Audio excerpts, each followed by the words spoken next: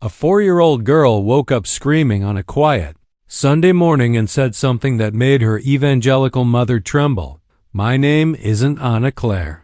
I am Benedita, and I died from being whipped at the post. Today, I'm going to tell the story of a Brazilian child who remembered impossible details of a life as an enslaved woman during Brazil's imperial era." She described a coffee plantation she had never visited and recognized the exact spot where she said she'd been buried, leaving historians and her own family speechless. This is the case of the girl who remembered the slave quarters. It all began in 2021 in the city of Vassouras, inland Rio de Janeiro. Ana Clara had just turned 4 when the first strange sentences started coming out of her mouth. The family, traditional evangelical parents, had never discussed reincarnation at home. The topic was considered forbidden, something from the spiritual world that shouldn't be touched. But little Ana Clara didn't seem to care about those rules. One night at dinner, she looked at her mother and said with unsettling seriousness, "Mom, I was a grown-up before. I worked in the coffee fields, and the sun burned a lot."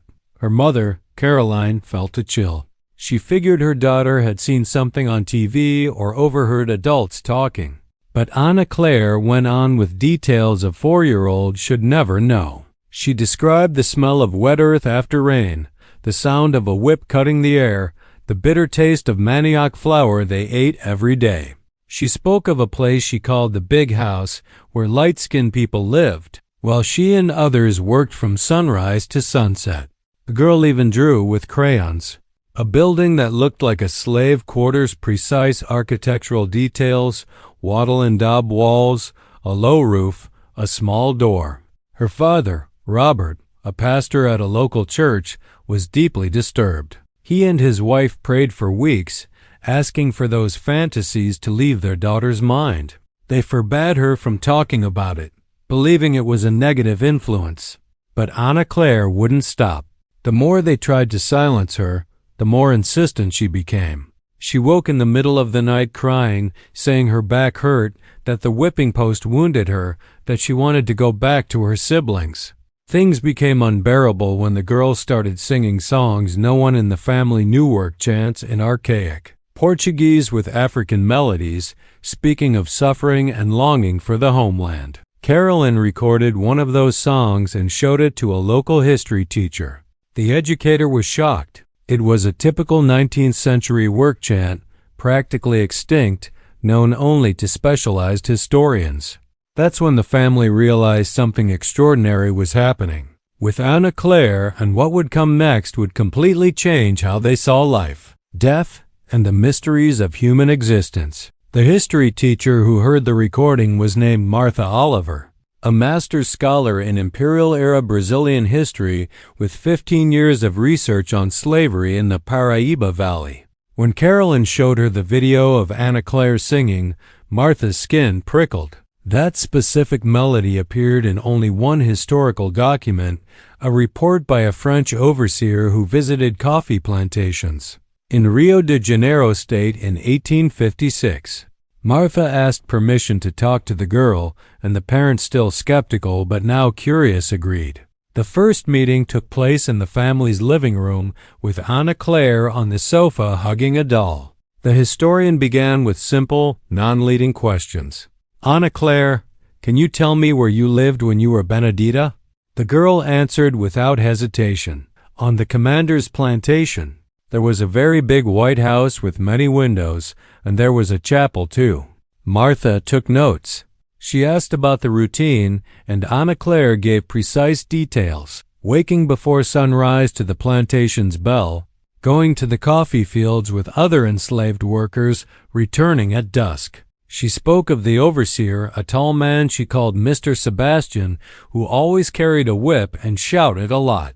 She described the taste of the food: cornmeal mush, sometimes with a piece of pork fat, black beans with flour. What impressed Martha most was when Ana Clara began drawing the plantation's layout. With the limited motor skills of a 4-year-old, she sketched a floor plan: big house on the hill, slave quarters below, the coffee storehouse to the side, and the drying yard in the center. The historian compared the drawing with architectural plans of historic plantations in the region and was astonished. The arrangement of buildings matched exactly the 19th century pattern of Rio's coffee estates. Ana Clara also mentioned names. She said her brother on the plantation was called John, that her foster mother was Aunt Josephine, and that there was a little girl in the big house named Miss Isabel. Martha decided to investigate. She went to the National Archives in Rio and started searching for plantation records from Imperial-era Vassouras. She found inventories, lists of enslaved people, purchase and sale documents. After 3 weeks of intensive research, Martha made a discovery that changed everything.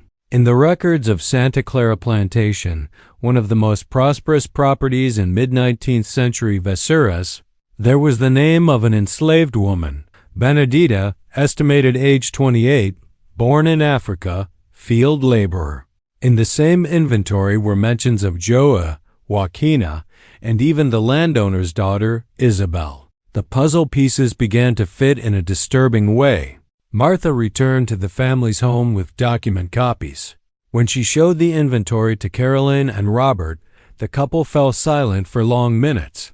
There, on time-yellowed paper, it read, Benedita, black field worker, belonging to Commander Francisco Rodriguez de Almeida.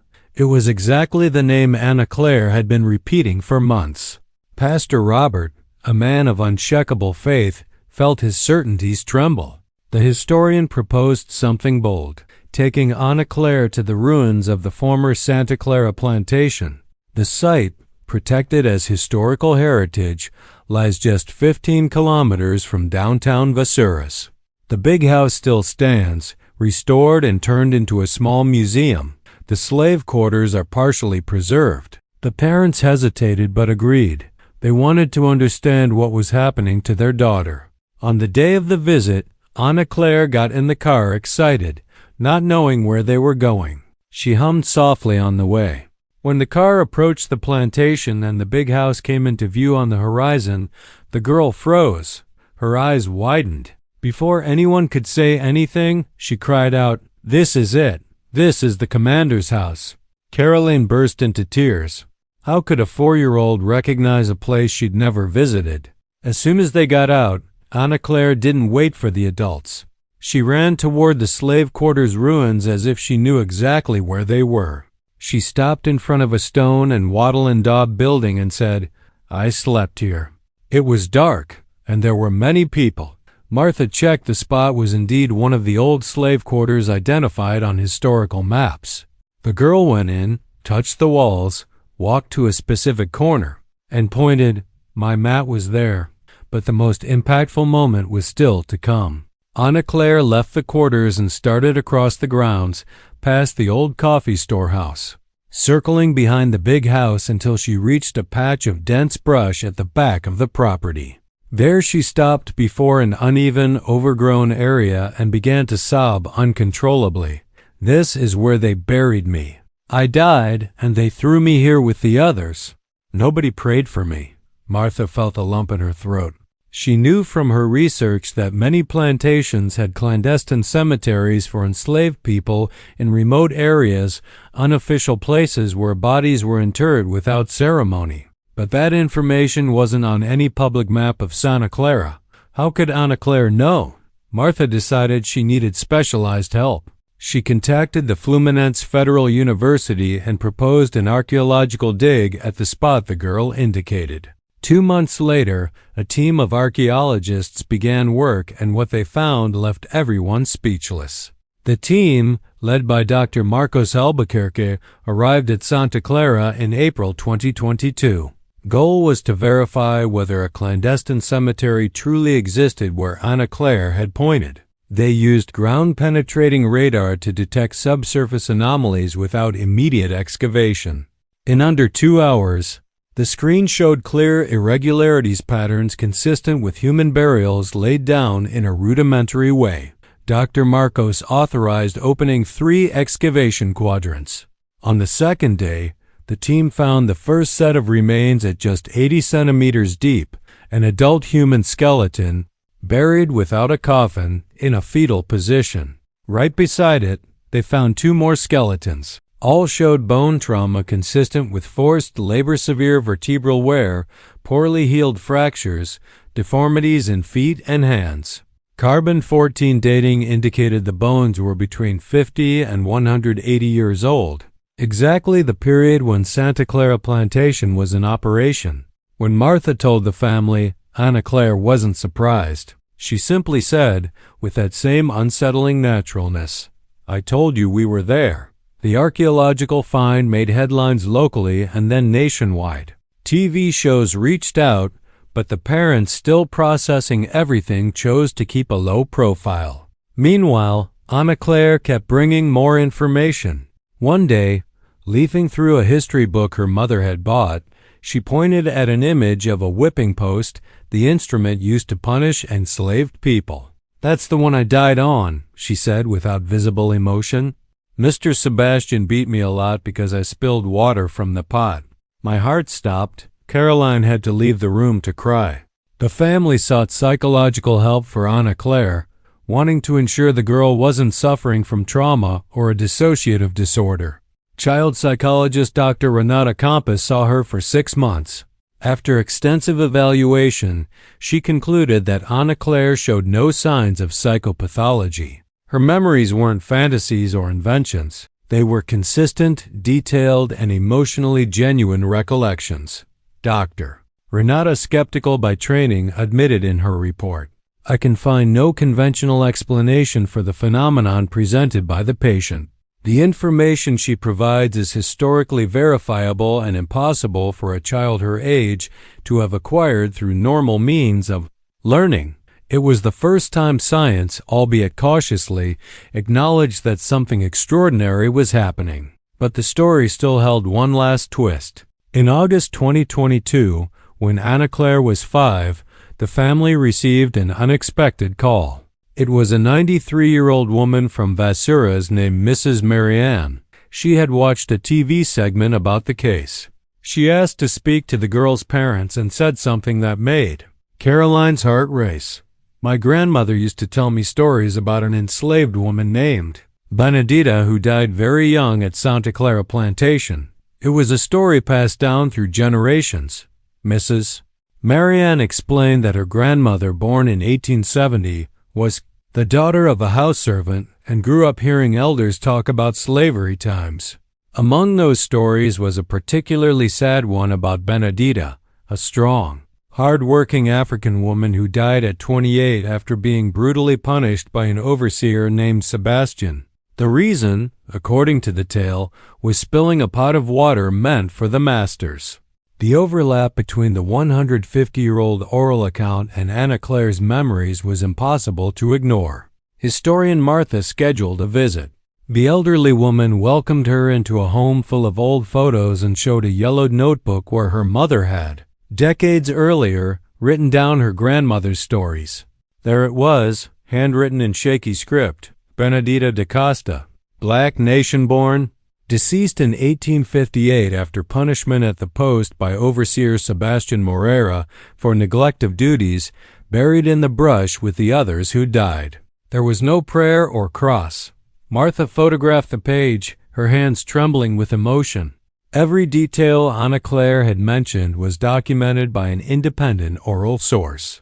Ana Clara's parents, who had gone through denial, fear, and confusion, began to accept that maybe, just maybe, their daughter's memories were real. Pastor Robert, a man of scripture and dogma, faced a mystery his theology couldn't explain.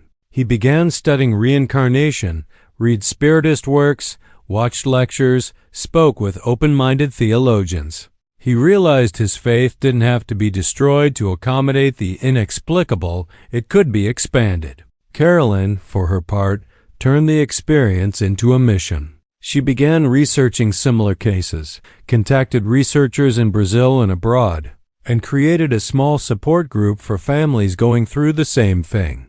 The initial pain and fear turned into understanding and purpose. As for Ana Clara, the memories gradually faded after age 6. That pattern is common in such cases. As the child grows and integrates more into her present life, past life memories become hazy, like dreams upon waking. Today, at 8, Ana Clara has only flashes of those days as Benedita, but the impact of her story still echoes. The story reached the Brazilian Institute of Psychobiophysical Research, which has investigated past life memories in Brazil for over 40 years. Though pioneer Dr. Hernani Guimarães Andrade had passed away, his team continued the work. Psychologist Dr. Adriana Vasconcelos, a specialist in childhood cases, traveled from São Paulo to Vassouras to meet Ana Clara. Over 3 days, Dr. Adriana conducted detailed interviews with the girl, always with the parents present using projective techniques, free drawings, and therapeutic play. The goal was to verify authenticity and rule out information contamination. Ana Clara was consistent in every account, keeping the same details and emotions without contradictions. The researcher also interviewed the girl's teachers, neighbors, and relatives. All confirmed that the family had never discussed slavery at home in detail, had never visited historic plantations before the case, and kept no specialized books within the child's reach. She had access only to children's cartoons and storybooks. There was no conventional explanation for the knowledge she displayed. Dr. Adriana compared Ana Clara's case with others documented in Brazil and found striking similarities. Very young children, usually 2 to 6, suddenly reporting past life memories with rich detail. Many from religious families that don't believe in reincarnation, making familial suggestion even less likely. One of the most notable aspects in Ana Clara's story was the emotional load. She didn't just recount facts. She relived emotions, crying over the longing she felt for Africa, a land she had never known in this life, showing visceral fear at images of whips or chains, having recurring nightmares of being chased. These were not performative reactions. They were genuine, trauma-rooted responses. The Institute decided to include her case in an international comparative study on spontaneous past life memories, to be presented at a conference at the University of Virginia, which maintains the world's largest database on reincarnation with over 2,500 cataloged cases. The story of the Brazilian girl who remembered being enslaved was about to cross borders. In October 2023, the case was presented at the International Conference on Reincarnation Studies at the University of Virginia. Adriana Vasconcelos showed interview recordings, the historical documents Martha had found, the archaeological reports, and the psychological assessment. During the Q&A, researchers were especially impressed by 3 aspects. 1. Temporal consistency. Ana Clara kept the same sequence of events across retellings. 2. Historical verifiability. Nearly all the information could be cross-checked with real documents, preserved oral accounts, or archaeological evidence. And 3. The impossibility of normal access given the family's background. A 4-year-old could not have learned such specific details about 19th century slavery in the region through ordinary means. One of the researchers present was Dr. Jim Tucker, a University of Virginia psychiatrist and successor to the famed Ian Stevenson. Having studied more than 2,000 cases worldwide, he classifies the strongest ones as highly evidential. Ana Clara's case met that bar. Dr. Tucker explained the global pattern. Children aged 2 to 7, from various cultures and religions, present spontaneous memories that can later be verified. The memories usually appear as the child starts talking and fade around 8 or 9, as present life cognition consolidates like a window in early childhood when the barrier between lives is more permeable. In Brazil, such cases appear especially often, perhaps due to Spiritism's strong presence and a broader cultural openness to the topic, but not all are as well documented. Many families keep silent for fear of stigma. Others ignore the children's statements, attributing them to imagination. Ana Clara was fortunate. Despite initial resistance, her parents chose investigation over repression. The presentation led to podcast invitations, specialized articles, even a documentary proposal. Cautious, the family declined most exposure, wishing to protect Ana Clara from becoming a spectacle. They allowed only educational and scientific records, always preserving the child's privacy. Meanwhile, something quiet and profound unfolded at home.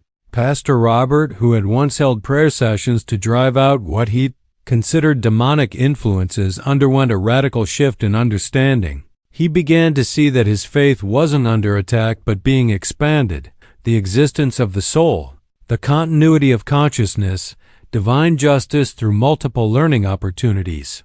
None of that contradicted his belief in God. It revealed a more merciful face of creation. He revisited Scripture with new eyes. John 3:3, being born again. Matthew 17:10-13, Elijah, John the Baptist, passages that took on new meaning after his family's experience. He didn't abandon Christianity, he deepened it. He began preaching about God's unconditional love, second chances, and respect for mysteries our reason hasn't yet reached. Some congregants criticized him. Others, quietly grateful, approached to share inexplicable experiences they'd long feared revealing. Carolyn found purpose in helping other families. She created an online support group where parents of children with past life memories could share without judgment. It quickly grew to more than 200 families across Brazil. Many reported similar situations, children speaking languages they'd never learned, recognizing places they'd never been, or harboring phobias tied to past life trauma. Unaware of the wider stir, Ana Clara simply grew up. By 7, the memories were much weaker. She remembered having remembered, but no longer relived the emotions with the same intensity, like trying to recall a very old dream. You know it happened, but the details dissolve. That's expected, even healthy. A child must integrate into the present life, build her current identity without being trapped in the past. Something remained, though: uncommon maturity, deep empathy for others' suffering, keen awareness of social injustice. At 8, she did a school project on slavery and cried during her presentation, not from embarrassment, but from a visceral understanding of what those words truly meant. The teacher hugged her and saw in her eyes something she couldn't explain, an ancient wisdom living in a young body. After the dig and the case's repercussion, Santa Clara Plantation underwent a reframing. What had been a museum to the coffee baron's opulence gained a new wing, a memorial to the enslaved. At the site Ana Clara indicated as the clandestine cemetery, a simple but powerful monument was raised, a rustic wooden cross surrounded by stones inscribed with the names of Africans and Afro-Brazilians who worked and died there. One stone bears the name Benedita. No surname, no exact dates, just the name and a phrase. Her story will not be forgotten. 7-year-old Ana Clara chose those words. At the memorial's inauguration in May 2024, she was there with her family. She placed wildflowers by the stone, closed her eyes for a few seconds, and then said something that made the adults fall silent. "Now I can truly rest." Historian Martha Oliver turned the research into an academic book, Memories of Captivity, the Ana Clara Case and the Forgotten Aces of Slavery. It became a reference in social history graduate programs. Martha received awards but always shared the credit. I only documented. The one who brought these voices back was Ana Clara, or rather, Benedita through her. Dr. Jim Tucker included the case in his latest book, Return to Life: Extraordinary Cases of Children Who Remember Past Lives. Ana Clara appears under a pseudonym, but field researchers recognize the case. Her account is used in psychiatry, anthropology, and consciousness studies courses worldwide, not as definitive proof of reincarnation, but as evidence that human consciousness harbors mysteries we're far from fully understanding. For science, the case raises fundamental questions. Where are such memories stored? How can a child access information from a life not lived in this body? If consciousness survives physical death, what does that mean for who we are? There are no easy answers, only an invitation to intellectual humility and openness to the unknown. For the family, the experience brought healing. Robert found a more flexible, compassionate faith. Carolyn discovered a calling. Ana Clara, though not fully understanding what she lived, carries an inner certainty that life is far greater than the few years we spend here. And Benedita, wherever her essence now resides, finally had her name honored, her story told, her suffering acknowledged. Around the world are cases that challenge our certainties. Children who remember, adults who recognize, families who find one another across time. This is just one, but each invites us to face life and death with less fear and more hope. Today, at 8, Ana Clara is like any other child. She loves princess movies and chocolate ice cream, bickers with her younger brother, struggles with math, and excels at writing. Benedita's memories are now only shadows, distant echoes that emerge in rare dreams or quiet moments. She no longer talks about the plantation, the coffee fields, or the post. Those memories fulfilled their purpose and withdrew, allowing Ana Clara to live her childhood fully. Yet something remains, an invisible mark, a wisdom not found in books. When she sees someone mistreated, she reacts with genuine indignation. When Brazilian history is taught, she pays different attention, as if the teacher's words echo somewhere deep within her. The family changed too. Robert still pastors, but his preaching now embraces compassion for every spiritual search, respect for mysteries we don't understand, and openness to the new. Caroline manages the support group that has already helped hundreds of families face similar experiences without fear or shame. Together they write a blog sharing their journey, always preserving Ana Clara's privacy, offering hope to others. The case of the girl who remembered the slave quarters leaves important lessons. First, keep an open mind, especially when small children say strange things. Not everything is fantasy. Second, science and spirituality need not be enemies. They can walk together in the search for answers. Third, honor the stories souls carry. Every life, memory, and experience has value and deserves to be respected. Ana Clara teaches that death may not be an end but a passage, that past injustices leave marks across time, that we must remember the Beneditas, the Johns, the Josephines, all the unnamed people who built this country with sweat, blood, and tears. Their stories cannot be forgotten, and sometimes, in mysterious ways, they return to be told. If you have a child, niece, nephew, or grandchild who says strange things about when they were big before, listen closely. Don't repress, ridicule, or ignore. It may be just imagination, but it may also be a courageous soul bringing back memories that need healing, stories that must be told, lessons that need learning. The circle of lives keeps turning across time, connecting past and present, weaving the great tapestry of human existence. Ana Clara and Benedita are only one thread in that vast tapestry. But what an important thread, what a powerful story, what a lesson in courage, resilience, and long overdue justice.